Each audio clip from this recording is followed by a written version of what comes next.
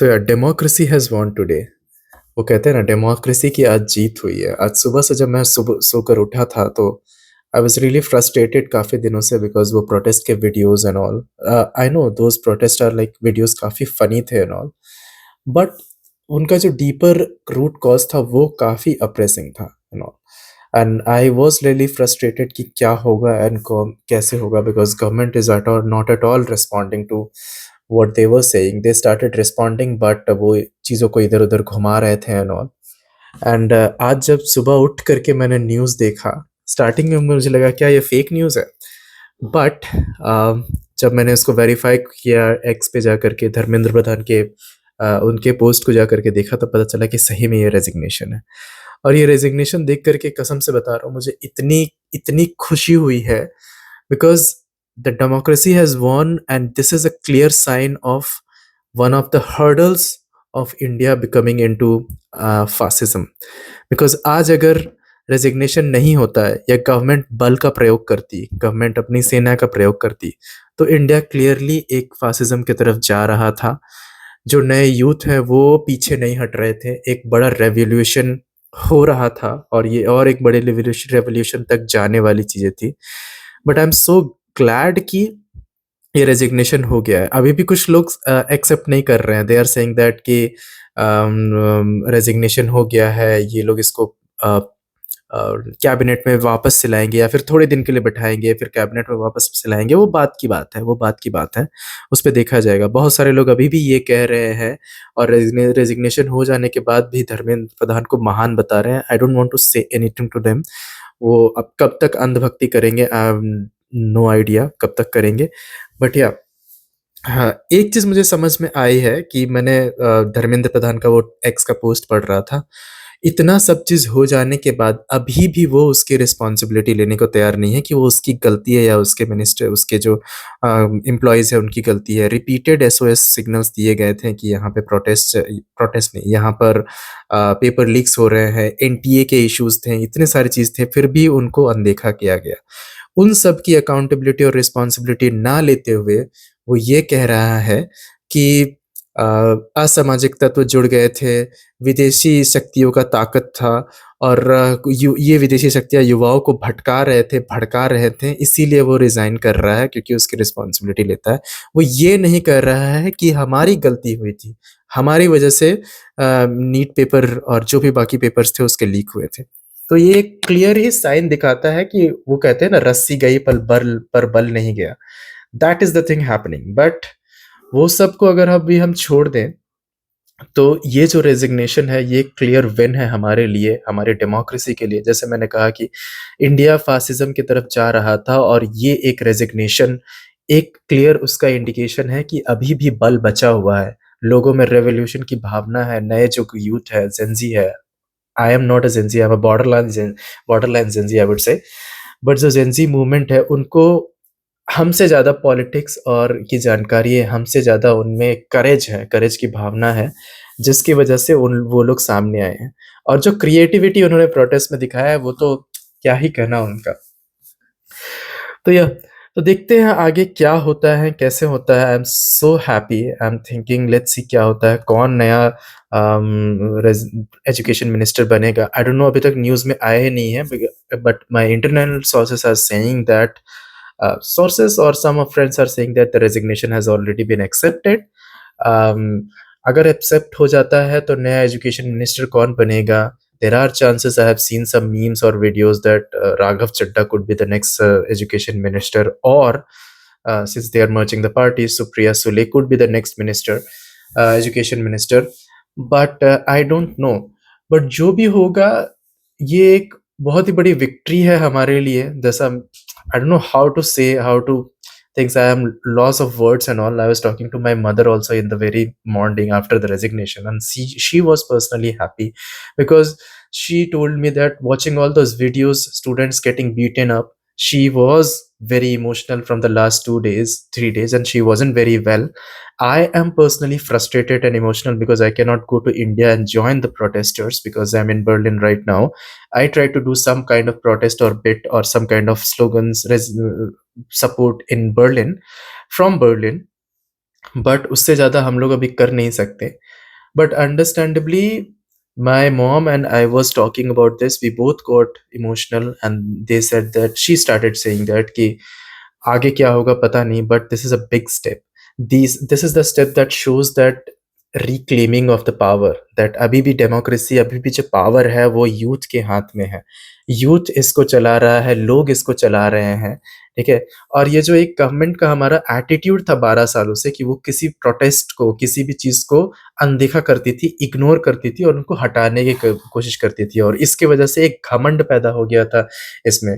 वो कहते हैं ना कि वो इतने इनसिक्योर हो जाए, कुछ लोग इतने इनसिक्योर हो जाते हैं कि इनसिक्योर होने के बाद वो उसको अपने पावर से अपना डोमिनेंस दिखाने की कोशिश करते हैं। That's what, this is my personal understanding. Power से अपना डोमिनेंस दिखाने की कोशिश करते हैं, और वो फिर उस डोमिनेंस को कंटिन्यू करने के लिए बड़े-बड़े वॉल्स बनाना शुरू कर देते हैं, और वो एक इतने लेवल पे आ जाते हैं कि वो कब गलत करना शुरू कर देते हैं हमें पता नहीं चल पाता, and that is what actually happening, because गलत हो रहा था, बट लोग जो गवर्नमेंट में है और जो उनके सपोर्ट में है, गलत को जस्टिफाई भी कर रहे थे, एंड वो बहुत गलत चीज़ है, और वो इनको समझ नहीं पा रहे थे।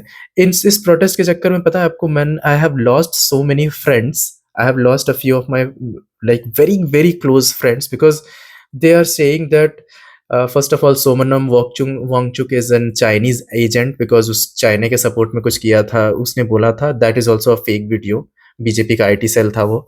And then Abhijit Jipke was deported from US, that is also a fake video. Abhijit Jipke के खिलाफ यूएस में कुछ केस रजिस्टर्ड है and all, that is all the fake video and all. वो सब फेक प्रोपेगेंडा चलाया गया था। रिपब्लिक भारत ने लिटरली स्टूडेंट्स को आतंकवादियों के साथ लिंक कर दिया। किसी पोस्ट ने, आई थिंक जी न्यूज़ के किसी के पोस्ट ने बांग्लादेशी रिलीजियस मुस्लिम ऑर्गेनाइजेशन है उसके साथ सपोर्ट में इसको बता दिया। तो बट वो फेक न्यूज़ था। अगेन वो चैट जीपीटी से उन्होंने पोस्ट बनाया था, वो पोस्ट उसमें बांग्लादेश का स्पेलिंग मिस्टेक थी, और क्या-क्या चीज़ हमने नहीं देखा है इस प्रोटेस्ट में।